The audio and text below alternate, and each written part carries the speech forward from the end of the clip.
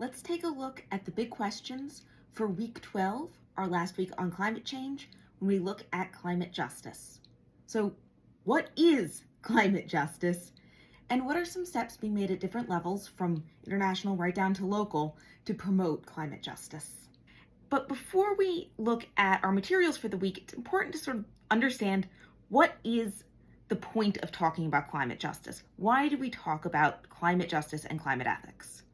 Well, climate change is an ongoing problem, and there's this time element to it, in that even if we were to stop all carbon emissions today, turn a switch, that's it, not a single carbon emission emitted after today, climate change would continue, right? This isn't something we can just turn off.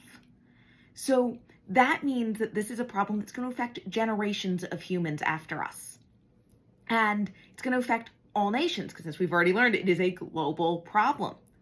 So that means that we do have to consider how other people, and again, future generations, are going to be affected by this. And because of this time element, this ongoing element, it's important to bring in these ideas of justice and ethics. Now, it's also a complex issue, right? Climate change is a really complicated science.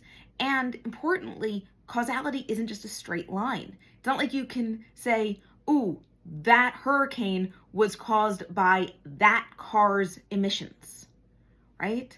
So if you use your gas stove, that's technically emitting greenhouse gases, right? But you can't say, well, that stove being turned on caused this flood over here, right? That's not how this works. But it means that it's really also very hard to distribute blame and responsibility for these for any climate-related disasters. So if we can't distribute responsibility easily, then it means that we all have to figure out how to collectively take responsibility and work towards these ethical principles, whereby we all take some responsibility for it, but we all try to move forward from that.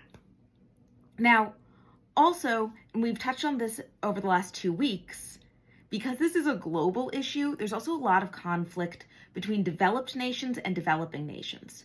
Because developed nations developed using fossil fuels, right? Since the Industrial Revolution, developed nations have been burning fossil fuels and emitting carbon dioxide and other greenhouse gases sort of willy-nilly, until they realized there was a problem. Once we globally realized, oh, climate change is a thing and this is a problem and it's being caused by carbon emissions, we started limiting them. But before that, there was sort of unrestrained growth based on this use of fossil fuels. So developed nations are saying, well, we all need to stop this now. We realize it's a problem. We all need to reduce our carbon emissions. Every single country, that's just the way it is now. But developed nations are saying, wait a second. Developing nations, I apologize. Developing nations are saying, wait a second. Developed nations got to develop for cheap, basically, because fossil fuels are cheap. Why should we do a much harder thing? Green our economies while our economies are still developing. Why is this what we're supposed to be doing? Why is this our responsibility? We didn't cause the problem, and we're now being sort of penalized for a problem we didn't cause. So why, basically, should developing nations be held responsible for what developed nations did when developing nations themselves just want to try to develop? But on the other hand, why shouldn't they? They're part of the global climate too.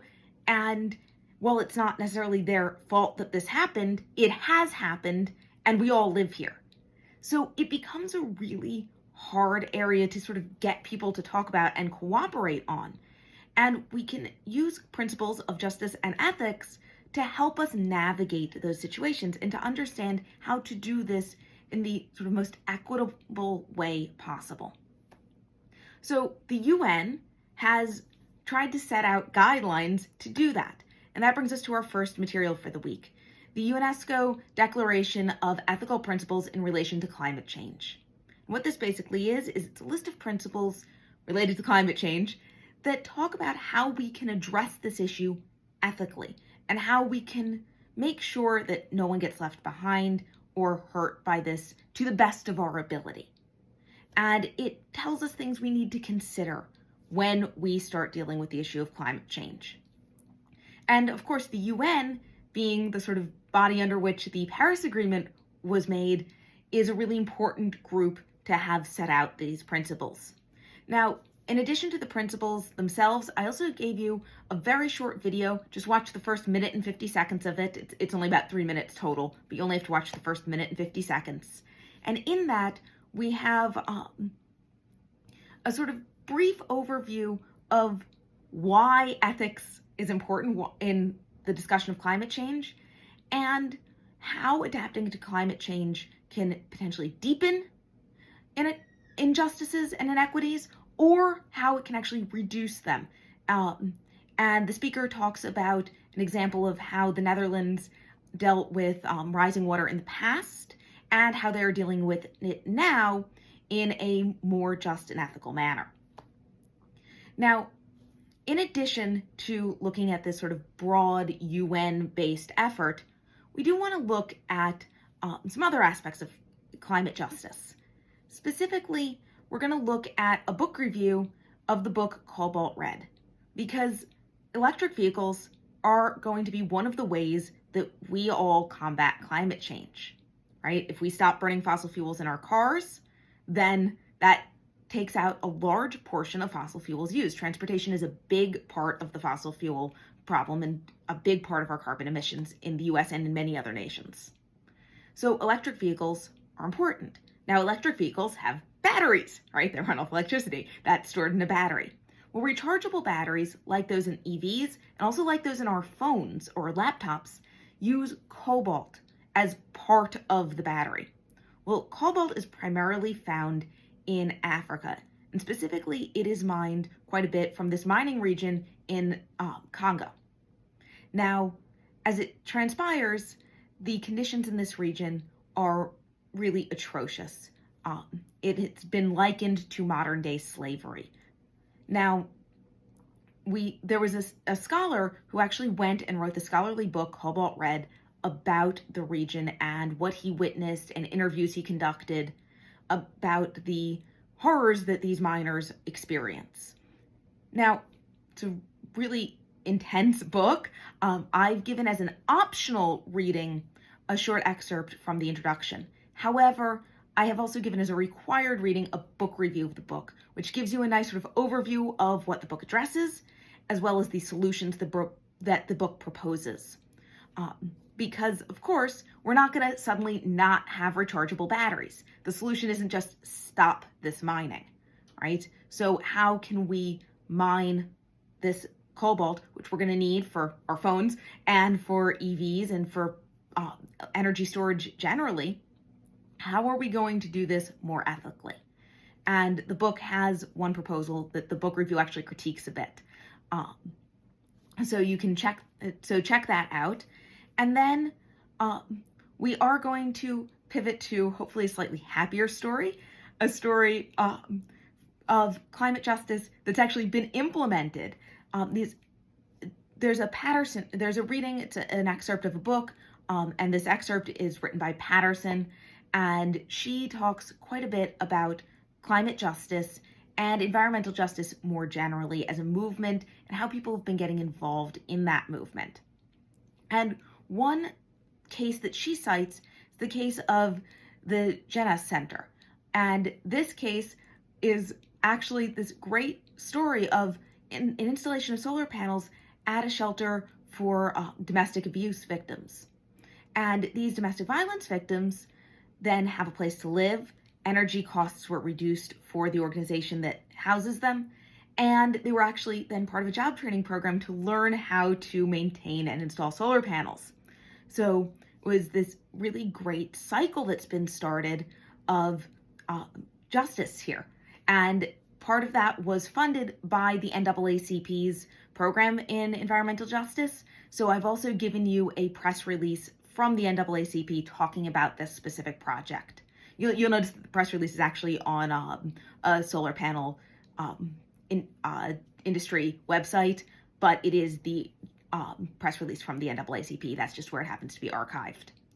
So that is just one of many examples of how climate change mitigation efforts can actually be made in an ethical way to promote social justice. Now, there are a couple optional readings in addition to that excerpt from Cobalt Red. For example, I've given you an article from a local public radio station that talks about efforts in Colorado towards environmental justice, in which this conservation program is actually employing indigenous youth to help maintain and preserve indigenous lands. There's also another article about climate refugees, and this idea that a climate refugee, someone who is escaping basically catastrophic damage from climate change, that has made their homes uninhabitable for some reason. So we can see that after the hurricane in Puerto Rico, but also in many regions in Africa where desertification is rendering areas just far too hot to live in. And there's no formal definition of what constitutes a climate migrant, or climate refugee, which is actually a problem because current international law pertaining to refugees has very specific definitions, which climate refugees may not always fall under.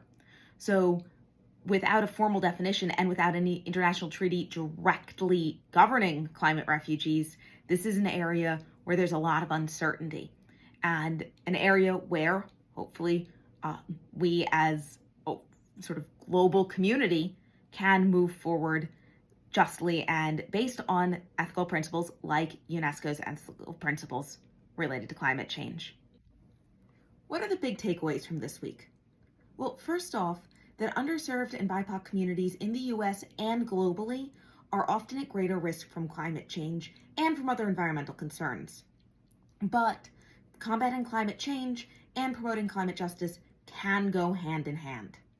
Efforts are being made at local, national, and international levels to promote climate justice and ensure that communities become sustainable and resilient in the face of climate change.